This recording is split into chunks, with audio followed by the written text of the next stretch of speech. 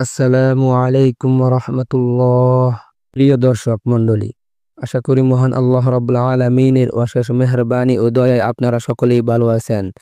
প্রিয় ভাই ও বোনেরা, আপনাদের মধ্যে অনেক ভাই ও বোনেরাই প্রায় সময় প্রশ্ন করে থাকেন যে আমার বাচ্চা পড়ালেখায় দুর্বল, পড়ালেখা করতে চায় না, পড়ালেখায় মন বসে না এবং পড়ালেখা মনে থাকে না, এমনকি সারাদিন দুষ্টুমি করে। আজকে আমি আপনাদের যে আমলটির কথা বলবো তা যদি যথাযথভাবে আমল করতে পারেন, ইনশাআল্লাহ আপনার বাচ্চার পড়ালেখায় মন বসবে, পড়ালেখা মনে থাকবে এবং দুষ্টুমি কম করবে এবং ব্রেন খুব শার্প হবে ইনশাআল্লাহ। প্রিয় দর্শক, একটি কথা মনে রাখবেন, এটি কোনো শরীয়তের আমল বা শরীয়তের মাসআলা না, এটি একটি কুরআনী চিকিৎসা। কেননা কোরআনের একটি নাম হচ্ছে শিফা, অর্থাৎ সব রোগের ঔষধ। রাসূল সাল্লাল্লাহু আলাইহি ওয়াসাল্লাম বলেছেন, খায়রুদ দাবাই আল কুরআন, অর্থাৎ কুরআন পাক হলো সব রোগের মহা ঔষধ। সুবহানাল্লাহ। রাসূল সাল্লাল্লাহু আলাইহি ওয়াসাল্লাম ঘোষণা করেছেন, যে বাক্যের মধ্যে শিরিক হওয়ার মতো কোনো শব্দ নাই, ওই ধরনের কোনো বাক্য ব্যবহার করে দম করতে কোনো সমস্যা নাই।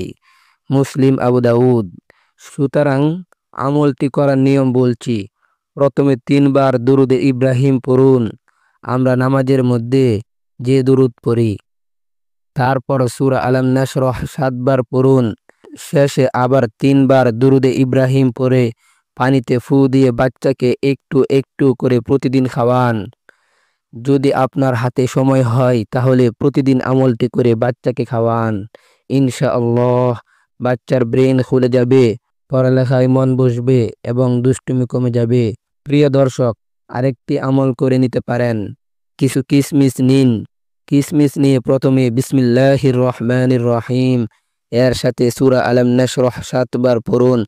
তারপর কিশমিশের মধ্যে 7 বার ফু দিন এবং প্রতিদিন 7টি করে কিশমিশ সকালে ঘুম থেকে ওঠার পর বাচ্চাকে খাওয়ান। ইনশাআল্লাহ বাচ্চার ব্রেন খুলে যাবে, পড়ালেখায় মন বসবে এবং দুষ্টুমি কমে যাবে। সূরা আলাম নাশরাহ তেলাওয়াত করছি।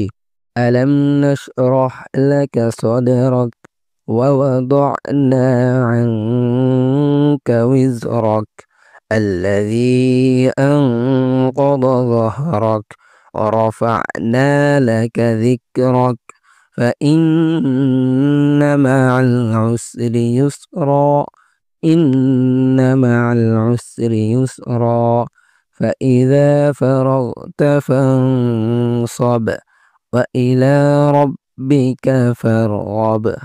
অর্থাৎ, আমি কি আপনার বক্ষ উন্মুক্ত করে দেইনি?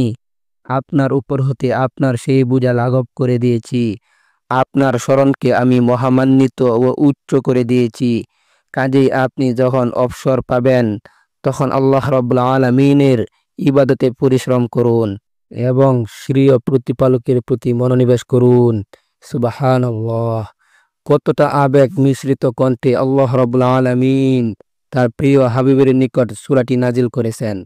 আপনি আপনার সন্তানের জন্য এই সূরাটির উসিলায় সূরাটি পড়ে এভাবে আমলগুলো করতে থাকুন এবং আল্লাহ রাব্বুল আলামিনের প্রতি বিশ্বাস রাখুন। ইনশাআল্লাহ অবশ্যই আল্লাহ রাব্বুল আলামিন আপনার পরিশ্রমের ফলাফল দিবেন। আপনি আমাদের চ্যানেলটি সাবস্ক্রাইব করে বেল আইকনটিকে অন করে রাখুন আমাদের পরবর্তী দোয়া সম্পর্কিত ভিডিও সবার আগে পাওয়ার জন্য।